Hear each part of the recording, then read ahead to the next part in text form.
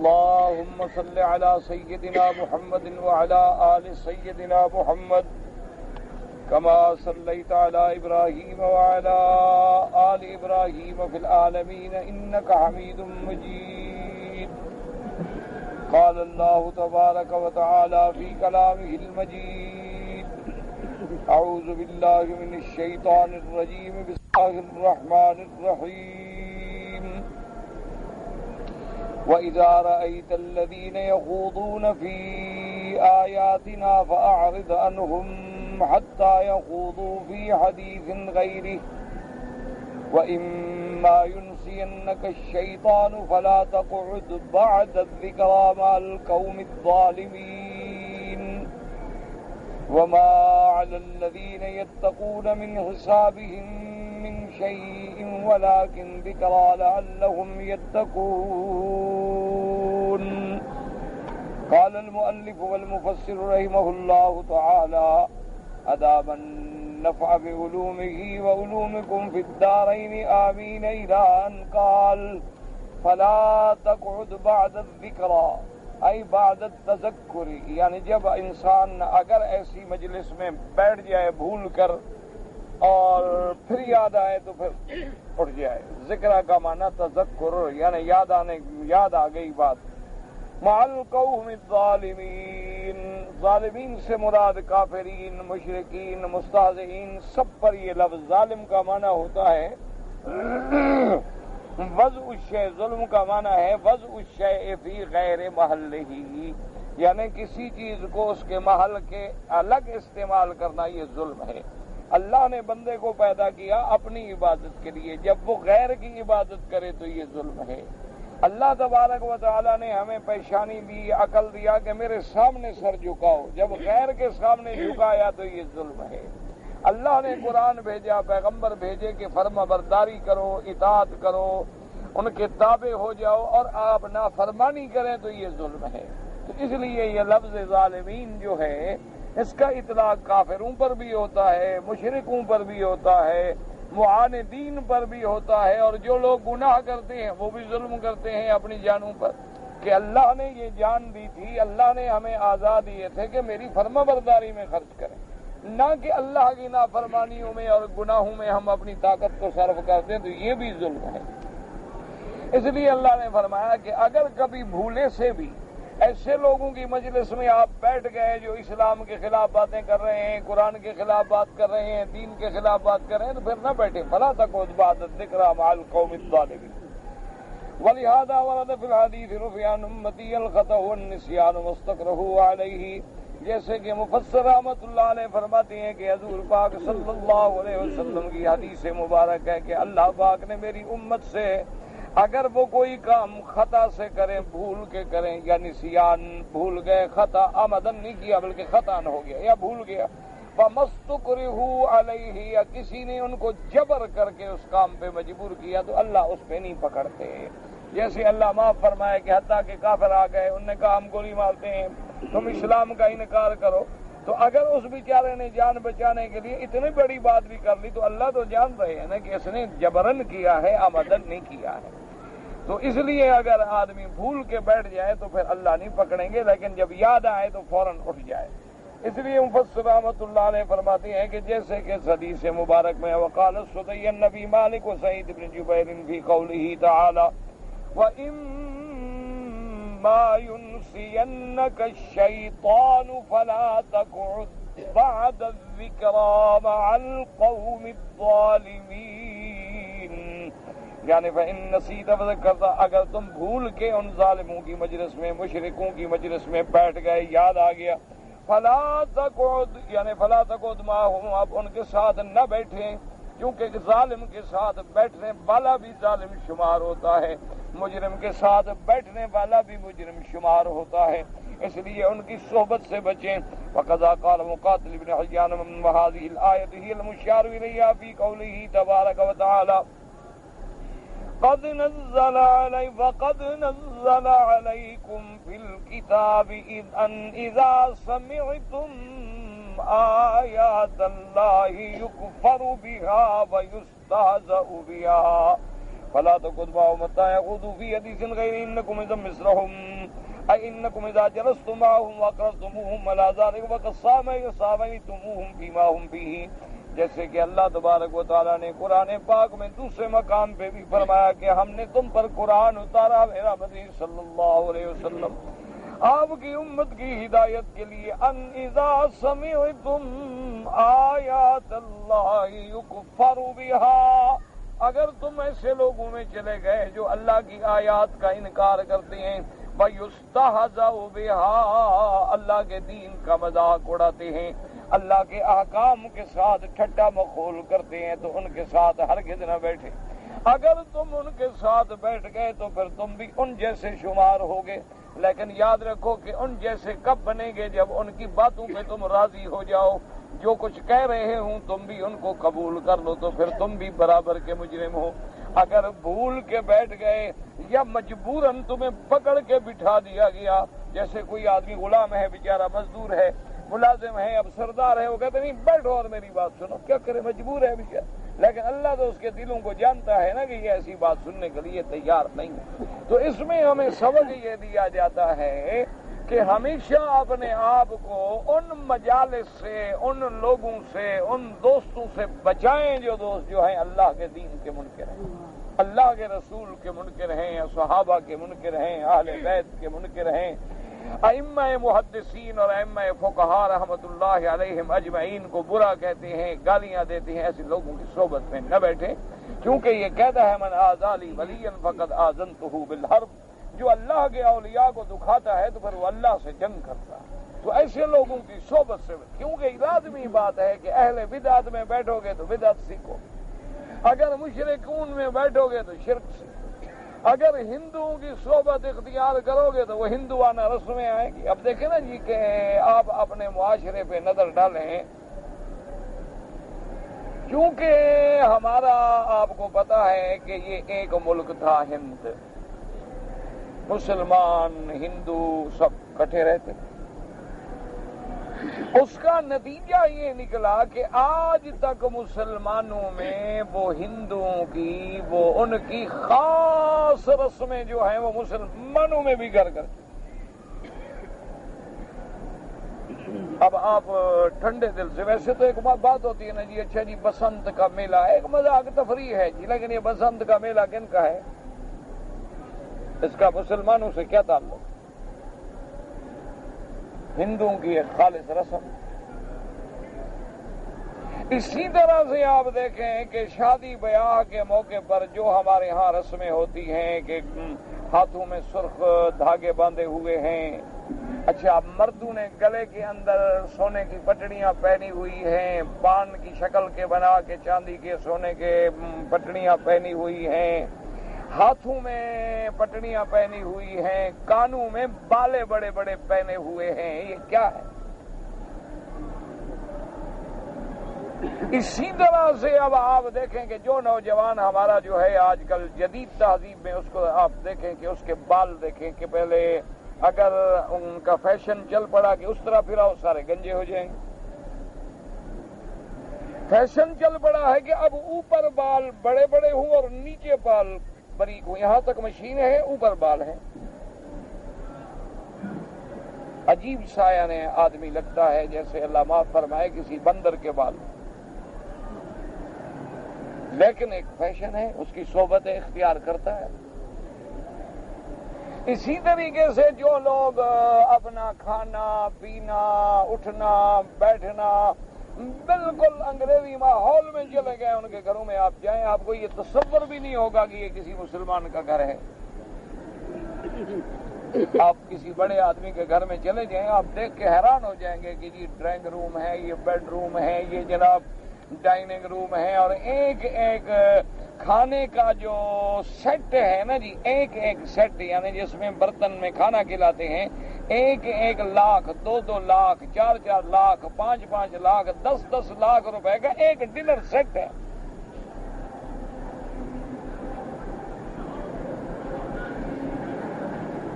اور ان کے گھر میں آپ دیکھیں گے بڑے فخر سے آپ کو بتائیں گے کہ جی میرے گھر کی کنڈی جو ہے نا جی، یہ تالا جو ہے نا جی، یہ بھی امپورٹڈ ہے جی، ہم نے باہر سے منگوایا ہے، ادھر اپنے ملک کا گندا ہم نہیں لگاتے ہیں۔ فرنیچر جو ہے وہ آپ کو ملے گا، وہ کہے گا جی یہ تو ہم نے باہر سے امپورٹ کیا ہے، یہاں کوئی فرنیچر بنانا جانتا ہی نہیں ہے، تو بس ایسے بے وقوف لوگ ہیں، ان کو کیا پتا فرنیچر کیا ہوتا ہے۔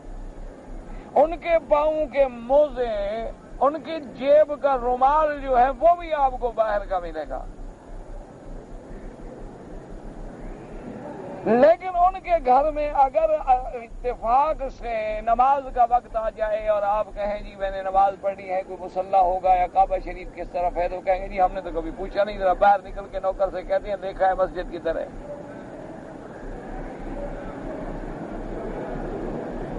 آپ خود سوچیں آخری کیا ہے، یعنی مسلمان کا گھرانہ ہے۔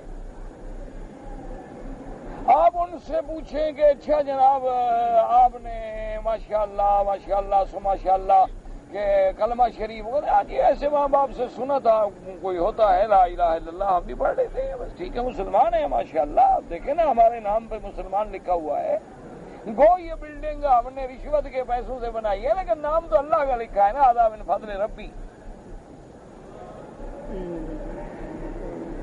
نظر سے بچنے کے لیے باہر لکھا ہوا ہے ماشاءاللہ لا قوت الا باللہ، اور اندر شراب پیا جا رہا ہے۔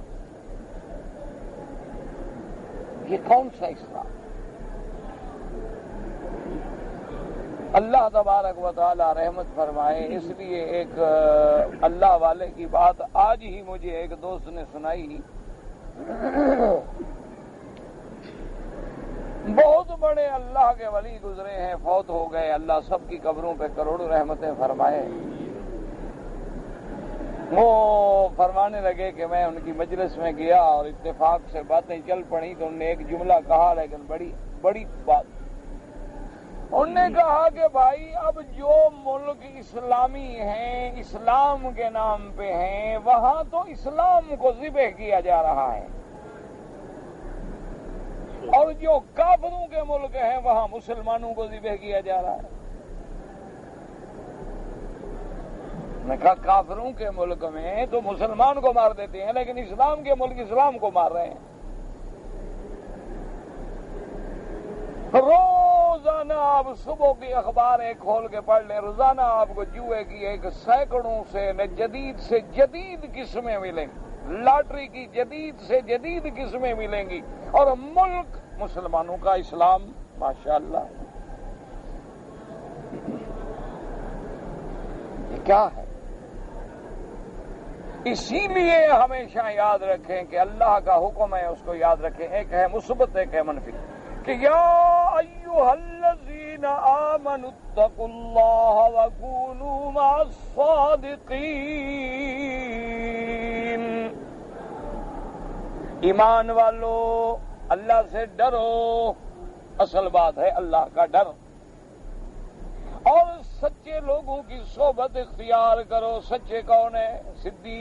صدیقین کون ہے؟ متبع محمد مصطفیٰ صلی اللہ، ان کی صحبت میں بیٹھو، ان کی صحبت میں تمہیں خدا کا ذکر ملے گا، قرآن ملے گا، اللہ کی یاد ملے گی، محمد مدنی کی سیرت ملے گی، صحابہ کے حالات ملیں گے۔ جب علماء صلحاء اہل اللہ کی مجلس میں بیٹھو گے تو تمہیں کچھ نہ کچھ قرآن کی آیت، کوئی حدیث مبارک، کوئی دین کا قصہ، اور اسی طرح اللہ نے حکم دیا میرا مدنی اپنی امت کو سمجھا دو کہ ظالموں کی مجلس میں نہ بیٹھیں، مستہزئین کی مجلس میں نہ بیٹھیں، مشرکین کی مجلس میں نہ بیٹھیں، کافروں کی مجلس میں نہ بیٹھیں، اور جو بے دین ہیں، بدعت والے ہیں، احداث والے ہیں، صحابہ کے دشمن ہیں، اہل بیت کے دشمن، ائمہ علماء کے دشمن ہیں، ان کی صحبت اختیار نہ کریں۔ کیوں؟ اسی سے بندہ بگڑتا ہے۔ پہلے آدمی ذہن بنائیں گے کہ جتنے فقہ کے لوگ ہیں امام ہیں غلط ہیں، 4 فرقے بن گئے، انہوں نے دنیا کو گمراہ کر دیا، تو اب آدمی کو نفرت پیدا ہو گئی ائمہ سے۔ پہلے ائمہ کو گالی دی، پھر بڑھتا گیا، صحابہ پہ آیا، پھر اللہ کے نبی کا بھی منکر ہو۔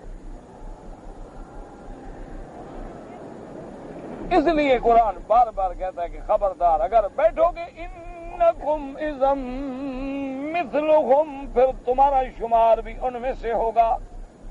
اور تمہارے ساتھ بھی اللہ وہی معاملہ کریں گے. اب فرماتے ہیں وما علی الذین یتقون من حسابهم من شیء اذا تجنبوهم فلم یجلسوا معهم فی ذلک فقد برئوا من حدثهم وتخلصوا من اسمهم. اگر تم ان لوگوں سے بری ہو گئے، دور ہو گئے، ان کی دوستی چھوڑ دی، ان کی مجلس چھوڑ دی، اللہ نے فرمایا پھر تمہیں کیا ڈر ہے؟ گویا کہ تم ان سے بری ہو گئے، ان کے گناہوں سے چھوٹ گئے، اب ان کا گناہوں کی ذمہ داری تم پہ نہیں. اگر ایک آدمی ظالم ہے، ایک آدمی اہل بدعت ہے، تم نے اس کا تعلق چھوڑ دیا ہے، بس ٹھیک ہے، ختم، تم بری ہو گئے، اب قیامت میں اپنا وہ بھگتے گا، تم پر تو کوئی بات نہیں ہوگی. لیکن اگر تم جانتے ہو کہ یہ اہل بدعت ہے اور پھر بھی دوستی پکی ہے، تم جانتے ہو کہ یہ قبروں پہ سجدہ کرتا ہے، تم جانتے ہو کہ قبروں پہ نظر نیاز تقسیم کرتا ہے، تم جانتے ہو کہ غیر اللہ کو پکارتا ہے، تم جانتے ہو کہ یہ غیروں کو حاجت روا اور مشکل کشا مانتا ہے، تم جانتے ہو کہ یہ اہل بیت یا اصحاب رسول کا دشمن ہے، تم جانتے ہو کہ امہات المؤمنین ازواج رسول کا دشمن ہے، پھر بھی کہتے ہو جی کیا کریں، ہم پتہ تو ہے ہمیں، لیکن کیا کریں، آخر ہم سائے ہیں، تعلق ہے، دوستی تو نبھانی ہوتی ہے نا. تو پھر اللہ فرماتے تم بھی ان میں شمار. جب تک مشرکوں سے برات نہیں کرو گے اس وقت تک ایمان پکا نہیں ہوگا. یہ نہیں کہ کافر نہ بنو، نا کافر نہ بننا صرف کچھ نہیں، مسلمان بننے کے بعد کفر سے اعلان برات کرو، اپنے آپ کو کھل کے کہو کہ یا ایھا الکافرون لا اعبد ما تعبدون، کھل کے اعلان برات کے بغیر کچھ نہیں. اسی لیے اللہ پاک نے قرآن پاک میں فرما دیا کہ میرا اللہ، میرا رسول، میرے مومن جو ہیں وہ مشرکوں سے بری. اس لیے میرے مدنی پاک صلی اللہ علیہ وسلم نے کھل کے فرما دیا لکم دینکم ولی دین. اسی لیے حضرت ابراہیم الخلیل علیہ السلام ابو الانبیاء خلیل اللہ کیا کہتے ہیں؟ فرماتے انی بریء من المشرکین، اور بالکل کہتے ہیں انی وجہت وجہی للذی فطر السماوات والارض حنیفا، اور اپنے والد کو کہہ رہے ہیں یا ابت لم تعبد ما لا يسمع ولا يبصر. میرا ابا کن لوگوں کی، کن چیزوں کی عبادت کر رہے ہو جو سنتے بھی نہیں، دیکھتے بھی نہیں، اندھے ہیں، محتاج ہیں، جو خود مردہ ہیں، بے جان ہیں، نباتات ہیں، جمادات ہیں، ان کو تم نے خدا بنا رکھا. اور آخر میں کیا کہتی ہے کہ میرا ابا مہربانی کرو، جب والد ناراض ہو گئے کہ میں تیری بات نہیں سنتا، قال سلام علیک، بس ختم، تمہارا میرا رستہ بجان الگ. ہاں باقی ہے میں آپ کا بیٹا ہوں، استغفر لک ربی، میں اپنے رب سے تیرے لیے معافی مانگوں گا. اور جب باپ کفر پہ مر گئے، شرک پہ مر گئے، اللہ نے خبر دے دی ابراہیم اب معافی مانگنے کی بھی اجازت نہیں. حضرت ابراہیم کے بارے میں قرآن کہتا ہے وَمَا كَانَ اسْتِغْفَارُ إِبْرَاهِيمَ لِأَبِيهِ إِلَّا عَن مَّوْعِدَةٍ وَعَدَهَا إِيَّاهُ فَلَمَّا تَبَيَّنَ أَنَّهُ عَدُوٌّ لِّلَّهِ تَبَرَّأَ مِنْهُ. جب پتہ لگ گیا کہ میرا ابا اسی دشمنی پہ مر گیا، کفر پہ مر گیا، ابراہیم نے کہا اللہ میں بری، اب میرا کوئی تعلق.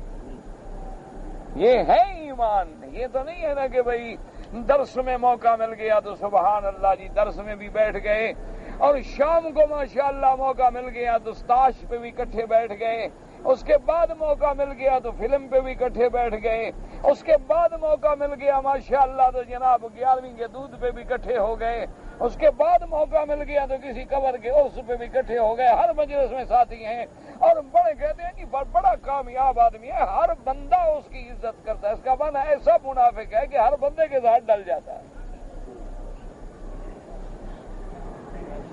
یہ کیسے ہو سکتا ہے؟ اللہ کے نبی کو سب بندوں نے نہیں مانا، تمہیں کیسے مان لیا سب بندوں نے؟ وہ تو میرے مدنی کو نہیں مانا لوگوں نے،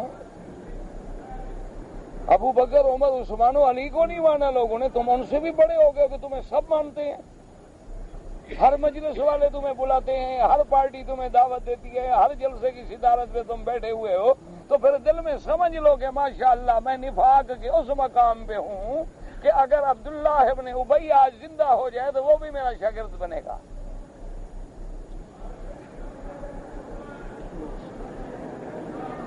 مومن تو بڑا کھرا ہوتا ہے جی، مومن کو تو مومن ہی پسند کر سکتا ہے، مومن کو کافر کیسے پسند کرے؟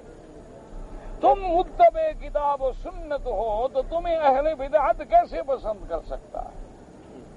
تم اگر اللہ اور اللہ کے رسول کے فرمان پہ چلنے والے ہو تو دشمن دین تمہیں کیسے برداشت کر سکتا ہے؟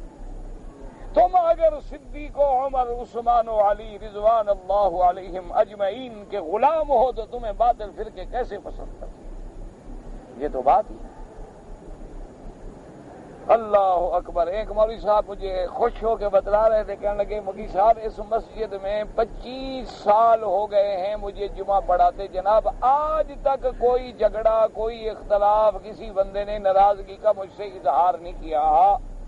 میں نے کہا ماشاءاللہ، معلوم ہوتا ہے کہ 25 سال میں تم نے بھی کبھی حق نہیں کہا، کبھی جی نہیں، ہم وہ اختلاف والی بات نہیں چھیڑتے ہیں۔ میں نے کہا جی یہ قبر پہ سجدہ کرنا اختلاف ہے، شرک ہے۔ اللہ کا نبی کہتا ہے قبریں اونچی نہ کرو، توڑ دو، تم روضے بنانے والوں کے بھی ساتھ ہو۔ یہ کیا ہے؟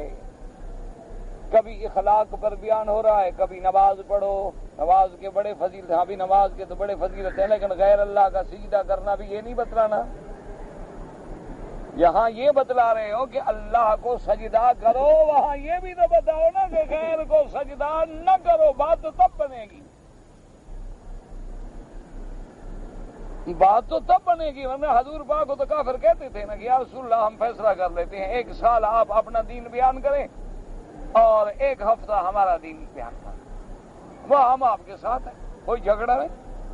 یا چلو حضور ایسا کرتے ہیں، ہم اپنا کام کرتے ہیں، آپ اپنا کرتے رہیں، آپ ہماری مخالفت نہ کریں، ہم آپ کی بات ختم۔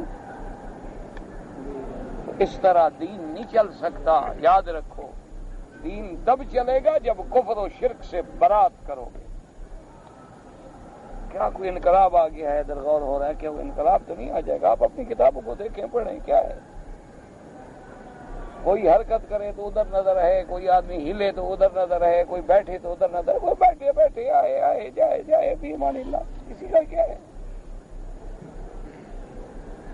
اس لیے فرماتے ہیں اگر تم بچ گئے تو پھر تم پر کوئی گناہ نہیں۔ قال ابن ابی حاتم حدثنا ابو سعید الاشج قال حدثنا عبد الله ابن موسى عن السائب عن السدي عن ابي مالك عن سعيد بن جبير قوله تبارك وتعالى وما على الذين يتقون من نصابهم من شيء، اي قال ما عليك ان يخوضوا في آيات الله اذا فعلت ذلك، اي اذا تجنبتهم، جب تو ان سے دور ہو گیا، جب تو نے اعراض کر لیا تو ان کا گناہ تم پر نہیں ہوگا۔ وقال آخرون بل معناه وان جلسوا معهم فليس عليهم من نصابهم من شيء وزعموا ان هذا منسوخ بآية النساء بالمدينة وهي قوله تبارك وتعالى انكم اذا مثلهم۔ بعض فرماتے ہیں کہ یہ آیت جو ہے منسوخ ہے آیت نساء جو سورۃ النساء کے اندر ہے، کیونکہ اس میں اللہ فرماتے ہیں کہ اگر تم ان کی مجلس میں بیٹھو گے تو تم بھی ان جیسے ہو جاؤ گے، لیکن اصل مسئلہ یہ ہے ان کی مجلس میں بیٹھ کے ان کی باتوں پہ راضی ہونا، پھر تو تم ان جیسے ہو۔ اگر تم ان کی مجلس میں مجبور ہو یا بیٹھے ہو لیکن مورز ہو، تم ان کو اچھا نہیں سمجھتے ہو، تو پھر اللہ مواخذہ نہیں فرماتا۔ وقاله مجاهد والسدي عن جريج وغيرهم وعلى قول يكون قول ولكن ذكرى لعلهم يتقون ولكن امرناكم بالاعراض عنهم حينئذ تذكير لهم ما هم فيه لعلهم يتقون ذلك فلا يعودون اليه۔ اللہ نے فرمایا ہم نے جو حکم دیا ہے کہ ایسے ظالموں کی مجلس سے اٹھ کے چلے جاؤ، کیوں؟ تمہارے اٹھ کے جانے سے ہو سکتا ہے کہ اللہ ان کو بھی ہدایت دے دے، ہو سکتا ہے وہ کہیں یار کوئی ایسی بری بات تو ہے نا، یہ اب ہم کرتے ہیں تو نہیں بیٹھتے، جب میں یہ بات شروع کرتا ہوں یہ اٹھ کے چلا جاتا ہے، جب یہ بات میں کرتا ہوں یہ اٹھ کے چلا، اس کا معنی ہے کہ ہم گندی بات کر رہے ہیں، غلط بات کر رہے ہیں، ہمیں غور کرنا چاہیے۔ تو ہو سکتا ہے کہ اللہ ان کو بھی شاید ہدایت دے دے۔ فرمایا وَذَرِ الَّذِينَ اتَّخَذُوا دِينَهُمْ لَعِبًا وَلَهْوًا وَغَرَّتْهُمُ الْحَيَاةُ الدُّنْيَا وَذَكِّرْ بِهِ أَن تُبْصَلَ نَفْسٌ بِمَا كَسَبَتْ لَيْسَ لَهَا مِن دُونِ اللَّهِ وَلِيٌّ وَلَا شَفِيعٌ وَإِن تَعْدِلْ كُلَّ عَدْلٍ لَّا يُؤْخَذْ مِنْهَا أولئك الذين أبسلوا بما كسبوا لهم شراب من حميم وعذاب عليم بما كانوا يكفرون۔ اللہ نے فرمایا میرا مدنی صلی اللہ علیہ وسلم اپنی امت کو ہدایت کریں کہ وَذَرِ الَّذِينَ اتَّخَذُوا دِينَهُمْ لَعِبًا وَلَهْوًا وَغَرَّتْهُمُ الْحَيَاةُ الدُّنْيَا، چھوڑ دیں ان لوگوں کو جنہوں نے دین کو مذاق اور ٹھٹھا بنا رکھا ہے، جنہوں نے استہزاء، جنہوں نے مذاق، جنہوں نے اللہ کے دین کو کھیل بنا رکھا ہے، چھوڑیں ان سے، دور ہو جائیں، اعراض کریں اور یاد کریں، ان کو ڈرائیں کہ ہر بندہ جو کچھ کر رہا ہے اپنے کیے میں گرفتار ہے، پھنسا ہے، حساب ہوگا، اور ایسا حساب ہوگا کہ لیس لہا من دون اللہ ولی ولا شفیع، اللہ کے سوا پھر کوئی ناصر نہیں، مددگار نہیں، اور نہ کوئی سفارش کرنے والا، اور تم چاہو کہ میں کچھ دے دلا کے چھٹ جاؤں، اللہ فرماتے ہیں وَإِن تَعْدِلْ كُلَّ عَدْلٍ لَّا يُؤْخَذْ مِنْهَا، اگر تم ساری دنیا کے برابر بھی سونا چاندی بھر کے دے دو پھر بھی چھٹکارا ملنے والا نہیں ہے۔ أولئك الذين أبسلوا بما كسبوا، وہ لوگ جنہوں نے اپنے آپ کو اس گناہوں میں، شرک میں، کفر میں اپنے نفسوں کو گرفتار کر لیا ہے اور اسی میں پھنس گئے، اسی میں جکڑے گئے، اسی میں مر گئے، ان کے لیے عذاب کیا ہوگا؟ لہم شراب من حمیم، ان کے لیے کھولتا ہوا گرم گرم پانی، وعذاب علیم، اور عذاب دردناک، بما کانوا یکفرون، بسبب ان کے جو کفر کیا۔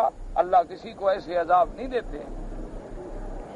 یقول تبارک و تعالی وذر الذین اتخذوا دینہم لعبا ولہوا وغرتہم الحیاۃ الدنیا ای دعہم واعرض عنہم وامہلہم قلیلا فإنہم صائرون الی عذاب عظیم۔ اللہ نے فرمایا میرا بدنی چھوڑ دیں ان کو، ان سے اعراض کریں، مہلت دے دیں ان کو، کرنے دیں کفر، کرنے دیں شرک، غیر اللہ کے سجدے، یہ تو کفر عذاب کی طرف چل رہے ہیں، چلنے دو ذرا ان کو، مہلت تو دو۔ اللہ مہلت دیتے ہیں لیکن کسی کو چھوڑ نہیں دیتے۔ فرماتے ہیں وَإِنَّهُمْ صَائِرُونَ إِلَىٰ عَذَابٍ عَظِيمٍ، یہ جو کفر کر رہے ہیں، شرک کر رہے ہیں، یہ تو خود اپنے آپ کو عذاب عظیم کی طرف لے جا رہے ہیں۔ فَلِهَٰذَا قَالَ وَذَكِّرْ بِهِ أَيْ ذَكِّرِ النَّاسَ بِهَٰذَا الْقُرْآنِ وَحَذِّرْهُمْ نِقْمَةَ اللَّهِ وَعَذَابَهُ الْعَلِيمَ يَوْمَ الْقِيَامَةِ، اور میرا مدنی جو قرآن ہم نے آپ پر اتارا ہے، آپ یہ پڑھ پڑھ کے سنائیں، ان کو شرک سے، کفر سے، ظلم سے ڈرائیں، ان کو بچانے کی کوشش کریں، ان کو بتلائیں کہ اللہ کے ہاں عذاب علیم ہے قیامت کے دن۔ وَقَوْلُهُ تَبَارَكَ وَتَعَالَىٰ أَن تُبْصَلَ نَفْسٌ بِمَا كَسَبَتْ، اے اللہ تبصل، تاکہ گرفتار نہ ہو جائیں ان اعمال میں جو کر رہے ہیں، یعنی پھنس گئے تو پھر تو عذاب ہے۔ قال الزاہد بن عباس رضی اللہ عنہ صدق تبصل تسلم، تبصل کا معنی کسی چیز کو سونپ دینا، ان ابن عباس تفتضح یعنی رسوا ہو جانا، وقال قتادہ تبصل تحبس قید ہو جانا، وقال مرزد تؤخذ پکڑا جانا، سب ایک ہی معنی ہے۔ وقال القلبی تجزا، وكل هذه الاقوال والعبارات متقاربة في المعنى وحاصلها الاسلام للهلاكة، گویا یہ اپنے آپ کو ہلاکت کے لیے، عذاب کے لیے خود سونپ رہے ہیں، والحبس عن الخیر، اور خیر سے روک رہے ہیں، والارتحان عن ترک المطلوب، اور اصل شے جو حاصل کرنے کی اس سے دور ہو رہے ہیں۔ وقوله تبارک وتعالی كل نفس بما كسبت رهينة إلا أصحاب اليمين، ہر بندہ جو عمل کر رہا ہے اسی میں رہین ہے، اسی کے اندر جکڑا ہے، مگر وہ لوگ جو اصحاب یمین ہیں، مومن ہیں، ایمان والے، اسلام والے. وقوله تبارک وتعالی لیس لها من دون اللہ ولی ولا شفیع الا قریب ولا احد یشفع فیہ. قیامت کے دن اللہ کے سوا کوئی تمہارا قریب نہیں، کوئی مددگار نہیں، کوئی سفارشی نہیں. كقوله من قبل ان یأتی یوم لا بیع فیہ ولا خلة ولا شفاعہ والکافرون هم الظالمون. اللہ نے فرمایا میرا مدنی ان لوگوں کو ڈرائیں اس دن سے جس دن کوئی تجارت، کوئی پیسہ دولت بھی کام نہیں آئے گی، دوستی بھی کام نہیں آئے گی، سفارش بھی کام نہیں آئے گی. اصل بات کیا ہے یاد رکھو کہ والکافرون هم الظالمون.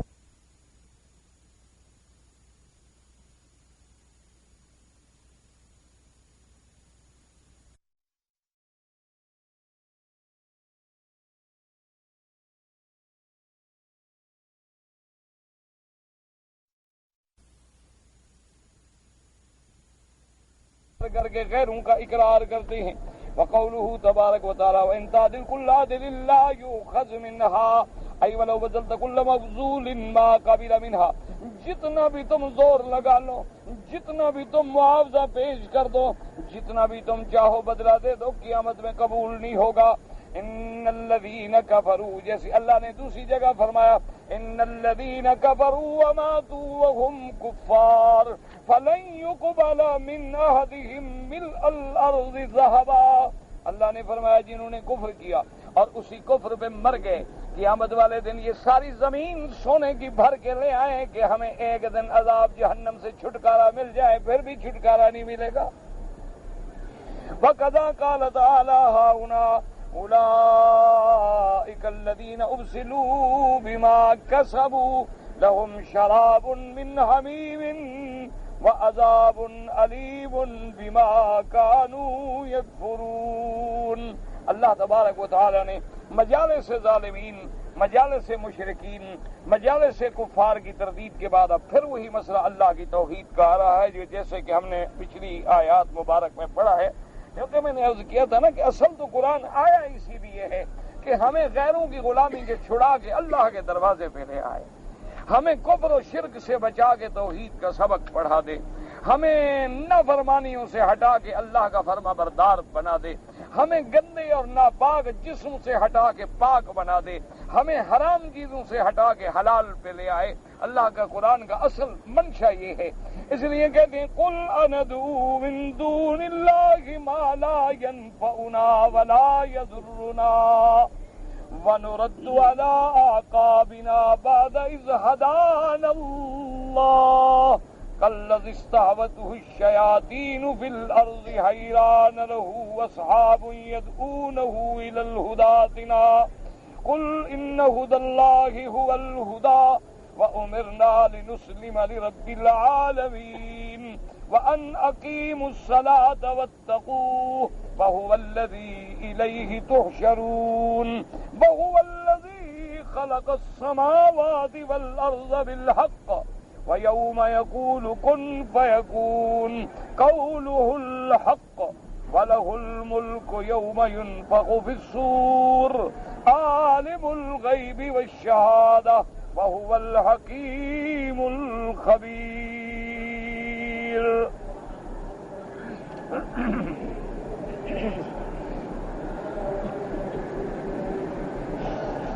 اب اللہ پاک نے فرمایا کہ میرا مدنی صلی اللہ علیہ وسلم یہ کافر آ کے کہتے تھے مسلمانوں کو کہ جی آپ چھوڑیں، جی محمد مدنی کا کلمہ چھوڑ دو، حضور کے پاس کیا ہے، کوئی دولت نہیں، طاقت نہیں، تم تو مارے جاؤ گے، برباد ہو جاؤ گے، تمہارا کچھ بھی نہیں رہے گا. اور یہ سارے خداؤں کو چھوڑ دیا تو ان کی بد دعا لگے گی، تم ہلاک ہو جاؤ گے، تو وہ پھر کفر کی. اللہ نے فرمایا میرا مدنی آپ ان کو کہتے قل اندعو من دون اللہ. کیا ہم یہی دعوت دیتے ہو کہ اللہ کو چھوڑ کے ہم غیروں کو پکاریں؟ اللہ کو چھوڑ کے ہم غیروں کو حاجت روا اور مشکل کشا مانیں؟ اللہ کو چھوڑ کے ہم اللہ کے سوا جو ہیں ان کو الہہ سمجھیں؟ یہی دعوت دیتے ہو؟ اور پھر ہم ان کو پکاریں ما لا ينفعنا ولا يضرنا. ان کو پکاریں اللہ کے سوا جو نفع نہیں دے سکتے، نقصان بھی نہیں دے سکتے، جن کے ہاتھ پلے میں کچھ نہیں ہے۔ تم جن کو پکارتے ہو وہ خود کس کے محتاج ہیں؟ تم جن سے مدد مانگتے ہو، تم جن کی منتیں مانتے ہو، جن کی نظریں چڑھاتے ہو، ان کو کس نے پیدا کیا ہے؟ ان کو کبھی تکلیف آئے تو ان کی تکلیفیں کون دفع کرتا ہے؟ کیا کہتے ہو؟ ہمیں بلاتے ہو کہ ہم اللہ کو چھوڑ دیں اور ان کو پکاریں جو کچھ نہیں کر سکتے۔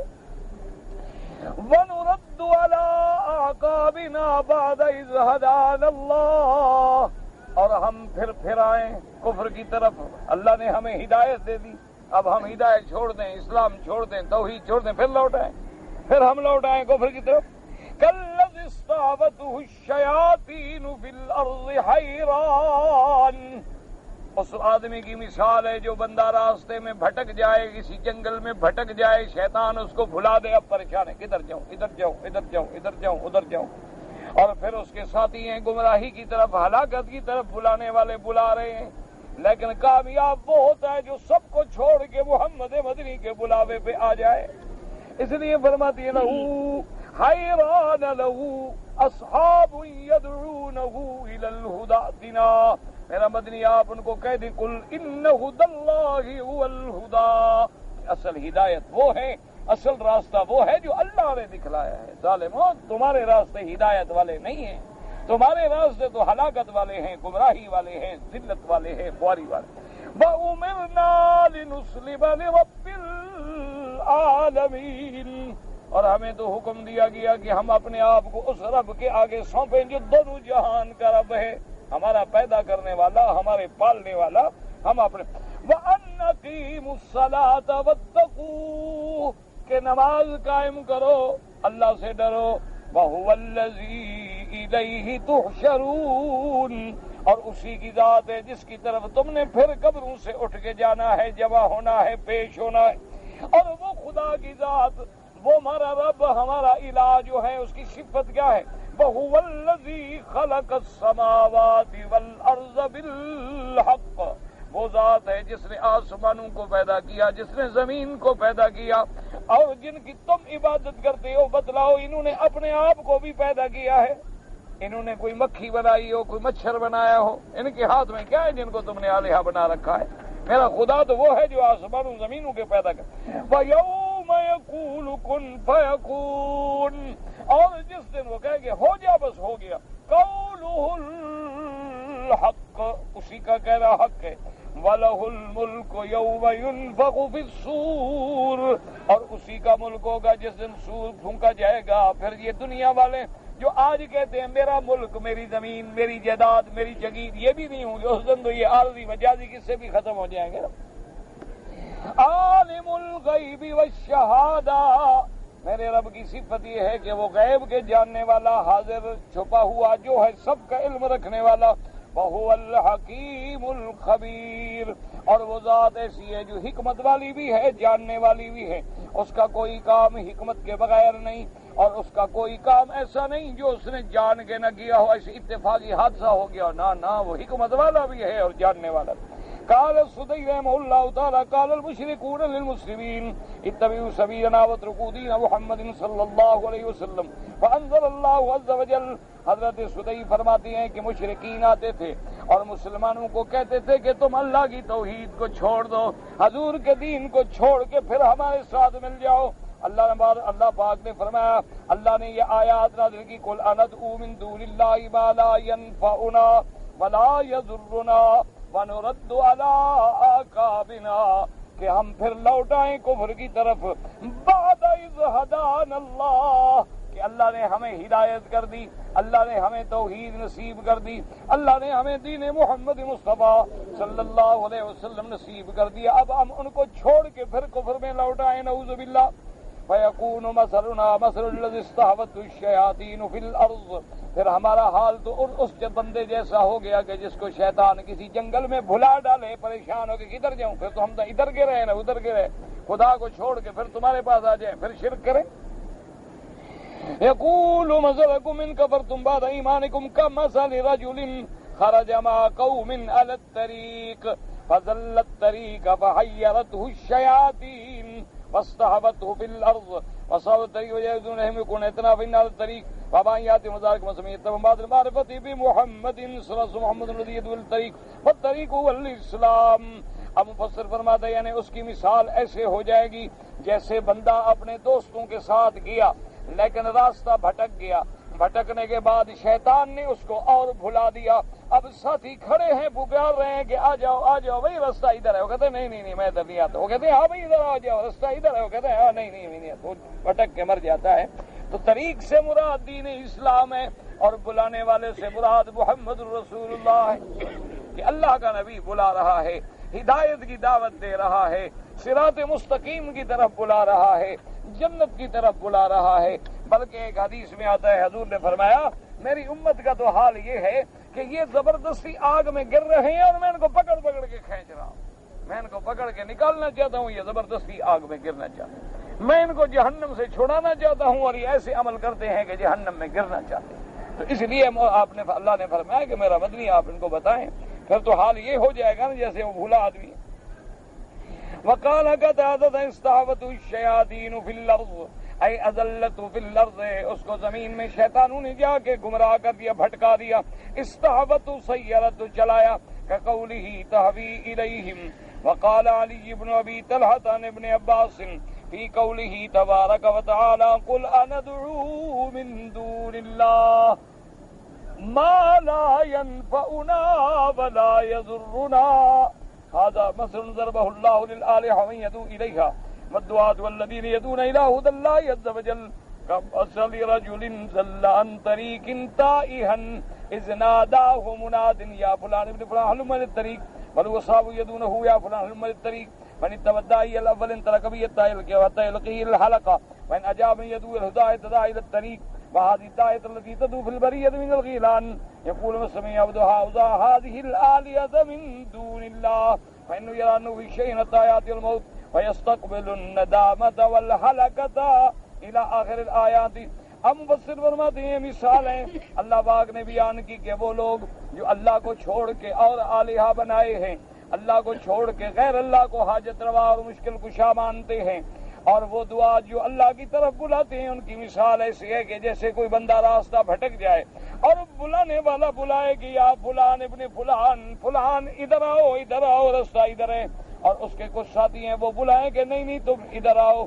اگر وہ ان بندوں کا جو بندے گمراہوں پہ ہیں ان کے راستے پہ چلے گا تو نتیجہ کیا نکلے گا کہ حتی یلقیہ الی الحلقہ، اس کو بربادی و ہلاکت میں ڈالے گا. وَإِنْ أَجَابَ مَنْ يَدْعُوهُ إِلَى الْهُدَى، اور اگر اس نے اس کی بات مانی جو ہدایت کی طرف بلا رہا ہے، اهتدى إِلَى الطَّرِيقِ، وہ صحیح رستے پہ آ جائے گا. وَهَذِهِ الدَّاعِيَةُ الَّتِي تُدْعُو فِي الْبَرِّيَّةِ مِنَ الْغِيلَانِ، یعنی جیسے کہ جنگل کے اندر شیطان جو ہے، غیلان کہتے ہیں شیطان جنگل میں مختلف شکلیں بنا کے آوازیں دیتی ہیں. یہ ان کی مثال ہے جو لوگ ان آلہہ کی عبادت کرتے ہیں، اللہ کے سوا غیروں کو حاجت روا مانتے ہیں، اللہ کے سوا غیروں کو مشکل کشا مانتے ہیں. ان کا انجام کیا ہوگا؟ ہلاکت و بربادی ہوگی. آخر نتیجہ کیا نکلے گا؟ جہنم نکلے گا کہ خدا کے رستے کو چھوڑ کے غیر کے رستے پہ چلے گئے. اللہ تبارک و تعالی نے اس میں تثبات توحید فرمایا اور مشرکین کا رد فرمایا. دعا کریں کہ اللہ آپ کو، ہمیں، ہماری اولادوں کو، ہر مسلمان کو شرک و بدعت کے رستوں سے بچائیں اور اللہ توحید و سنت کے رستے پہ چلائے، اور اللہ ہم سب کا خاتمہ ایمان پہ فرمائے. اور اللہ تبارک و تعالی آخری زندگی میں اور آخری لمحات میں جب موت کی گھڑی آئے تو زبان پہ کلمہ توحید جاری فرمائے، لا الہ الا اللہ محمد الرسول اللہ. واللہ تعالی اعلم وعلمہ اتم.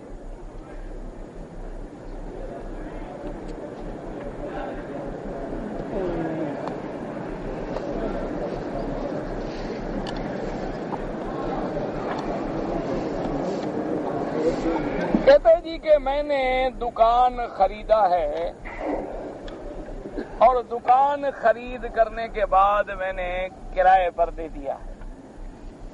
اب سالانہ زکوٰۃ جو ہے میں وہ دکان کی ملکیت پہ دوں گا یا کرائے کی آمدنی پہ دوں گا؟ مثال کے طور پہ یوں سمجھے کہ دکان خریدا ہے 2 لاکھ اور کرائے پہ دیا ہے 1000 روپے. تو اب زکوٰۃ جو ہے وہ کرائے پہ ہوگی یا پوری آمدنی پہ نہیں ہوگی، جو اس سے نفع آئے گا اس پہ زکوٰۃ. جو آپ نے 2 لاکھ کا خریدا ہے، ٹھیک ہے، اب جتنا کرایہ آتا رہے گا آپ سال میں حساب کر کے زکوٰۃ دیتے رہیں. اور زکوٰۃ دینے کا بھی طریقہ یہ نہیں ہوتا مثلا مہینے میں مجھے 10,000 کرایہ آ گیا تو میں آج زکوٰۃ دے دوں نہ.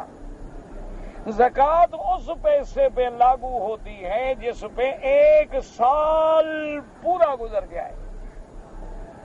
اس لیے ہمیشہ ایک اصول بنا لیں بھی رمضان میں زکوٰۃ نکالنی ہے، بھی ثواب زیادہ ہوگا.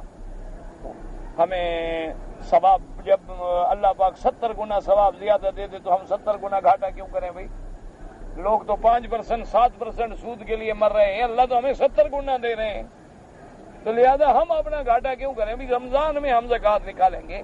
تو اب آپ اپنا حساب کریں کہ رمضان المبارک میں کل آمدنی 5 لاکھ، میرا خرچہ بیوی بچے گھر نوکر ملازم تنخواہیں وغیرہ دے کے خرچہ ہو گیا 4 لاکھ، باقی خالص بچا 1 لاکھ، تو اس پہ آپ 2.5% زکوٰۃ ادا کر دیں. یہ ہوتا ہے طریقہ کہ یعنی ہر سال جب گزرے پھر حساب کرو، سال گزرے پھر حساب کرو. تو جو سارا تمہارا خرچہ ہے، کھانا ہے، پینا ہے، بیوی ہے، بچے ہیں، علاج ہے، معالجہ ہے، سب نکالنے کے بعد اگر قرضہ ہے، قرضہ دینے کے بعد جو خالص نفع بچے گا اس پہ زکوٰۃ ہے 2.5%. اب سونا ہے، چاندی ہے، قیمت کر لو بھی. آج مارکیٹ میں 1 تولے کی قیمت ہے 500، میرے پاس ہے 100 تولہ، کتنا پیسے ہو گئے بھی؟ اتنے ہو گئے، 2.5% زکوٰۃ نکال. یہ آسان سا مسئلہ ہے، کوئی مشکل نہیں ہے. اگر میں دکان پر کل کرایہ نہیں دیتا خود بیٹھ گیا، پھر بھی جو آمدنی آئے گی اس پہ دو گے. جو نفع ہوگا سال میں کماؤ گے، بیٹھو گے تو کیا کوئی دکان کی زیارت کرنے تو نہیں بیٹھو گے نا، اگر کاروبار کرو گے نا.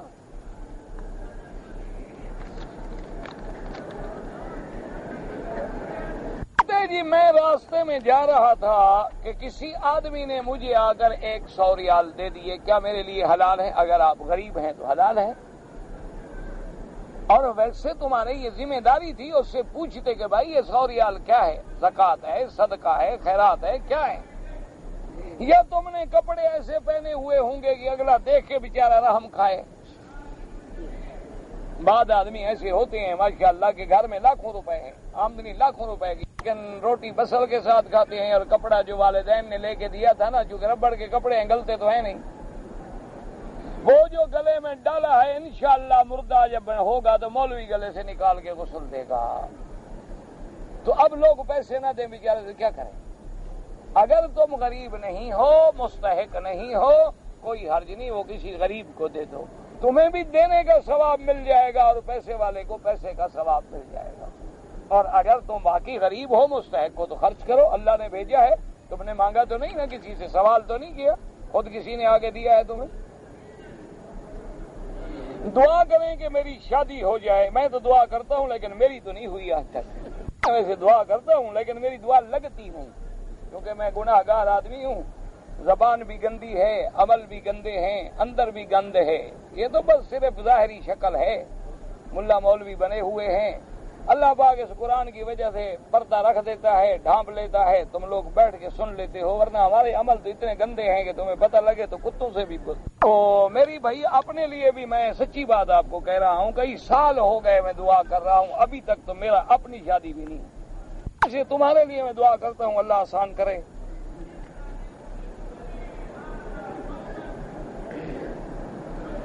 اصل مشکل یہ ہوتی ہے کہ ہمارے ایک تھے مرزا جہاں باز، اللہ ان کی قبر پہ رحمت فرمائے، ہمارا بڑا دوست تھا. شاہ جی رحمت اللہ علیہ کے ساتھی تھے جنہوں نے کفر کے خلاف جہاد کیا، قادیانیوں کے خلاف جہاد کیا، 11 سال جیل کاٹی، بڑا مجاہدہ. تو وہ ایک دن قصہ سنا رہا تھا، کہنے لگا جی فلاں بزرگ کا لڑکا ہے، اس کو ہم نے کہا کہ بھئی تم شادی کرو. شادی کیوں نہیں کرتے ہو؟ اتنے بڑے باپ کے بیٹے ہو، پھر صحت مند ہو، تندرست ہو، اللہ نے خوبصورت بنایا ہے، شکل بھی دی ہے، طاقت بھی دی ہے. تو اس نے کہا کہ جناب میں شادی تب کروں گا کہ میری بیوی جو ہے وہ قد ایسا ہو، شکل ایسی ہو، چہرہ ایسا ہو، رنگ ایسا ہو، تعلیم ایسی ہو، عادات ایسے ہوں، اٹھنا بیٹھنا ایسا ہو. اس نے کہا جناب اس نے ایسا نقشہ کھینچا کہ مجبور ہو کے میں نے کہا حضرت پھر ہی اللہ میاں سے کہہ کے اسپیشل آرڈر پہ بنوانی پڑے گی، ایسی ملتی تو نہیں ہے. یا تو اسی لیے ہماری شادیاں نہیں ہوتی نا کہ جہاں کوئی آتا ہے تو ہم سوچتے ہیں کہ جی دین ہے، وہ کہتے ہیں جی نماز تو نہیں پڑھتی، ہم کہتے ہیں ہم تو نہیں کرتے. یا تو یہی مسئلہ ہے جو ہماری، ورنہ لوگ تو جاتے ہیں 15 دن کے بعد شادی کر کے آ جاتے ہیں. اصل مشکل جو ہے نا ہمارے لیے یہ ہوتی ہے، ہم کہتے ہیں جی پردہ کرتی ہے، وہ کہتے ہیں جی پردہ نہیں کرتی.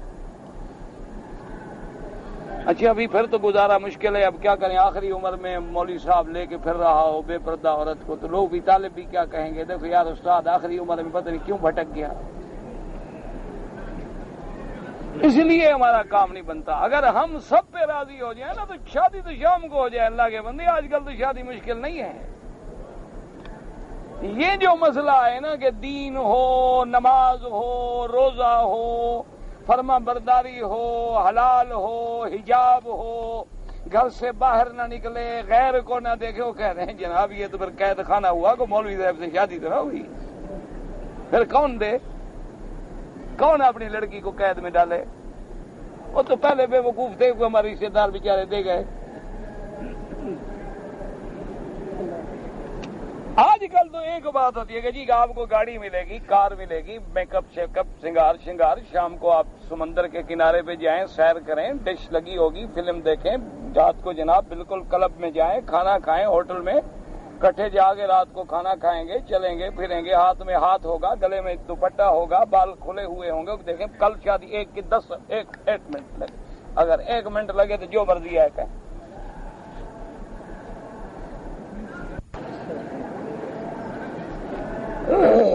میں نے احرام لاہور ایئرپورٹ سے باندھا، لیکن میں نے نفل نہیں پڑھے.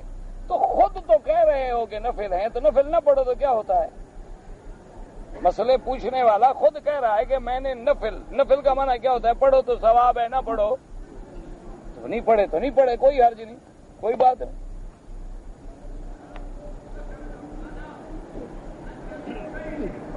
میں مکہ شریف میں رہتا ہوں، چھٹی گیا تھا پاکستان. واپسی پر میں نے احرام نہ جہاز میں باندھا نہ وہاں باندھا، مسجد تنعیم سے باندھا. تو آپ جناب مہربانی فرما کے ایک بکری بطور دم ادا کریں. اگر میری عمرے کی نیت نہیں تھی پھر وہ تنعیم سے عمرہ کرنے کیوں گئے اگر نیت نہیں تھی تو؟ اور نیت تھی تو تم یہاں پہ عمرہ کرنے گئے نا. یہ سوچا کہ ادھر تکلیف ہوگی، یہ قریب والا میٹھا میٹھا حلوہ کھا لیں گے. اتنا دور سے جو احرام باندھ کے آئیں اور 2 چادریں باندھی ہوئی ہوں تو عجیب لگیں گے نا. اس طرح سوٹ شوٹ ہوگا تو کوئی ایئر ہوسٹس بھی تھوڑی توجہ کر لے گی. اب احرام والے کو کون پوچھے؟ ہم لوگ تو فرسٹ کلاس میں بھی سفر کریں تو ہمیں چائے کوئی نہیں دیتا. ملا مولوی ابھی اعتراض بھی کرے گا. اگر ایک آدمی نماز پڑھ رہا ہے اور دوسرا آدمی آگے گزرے تو اس کو حق ہے کہ دھکا دے سکتا ہے، لیکن اگر سجدے کی جگہ سے گزرے تو پھر نہیں. نماز پڑھتے ہوئے نظر جو ہے وہ سجدے کے مقام پر ہو، کیونکہ نماز جو ہے یہ عبادت ہے، تذلل ہے، بندگی ہے، عاجزی ہے. اور اب آدمی جب عاجزی کرتا ہے تو نظریں اوپر نہیں کرتا بس جھکاتا ہے. اگر میں نماز میں کھڑا ہو گیا، اگلی صف میں جگہ بن گئی تو آپ جا سکتے ہیں، کوئی بات نہیں، 2 قدم اسی حالت میں چلے جائیں، لیکن سینہ کعبے سے نہ پھرے، ایسے سیدھے چلے جائیں. میں اگر وطر میں دعائے قنوت کے بجائے کوئی اور دعا پڑھوں ہو جائے گا، وطر تو ہو جائیں گے، لیکن سنت وہی دعا ہے جو میرے مدنی پاک نے بتلائی، وہی افضل ہے اور اعلیٰ ہے.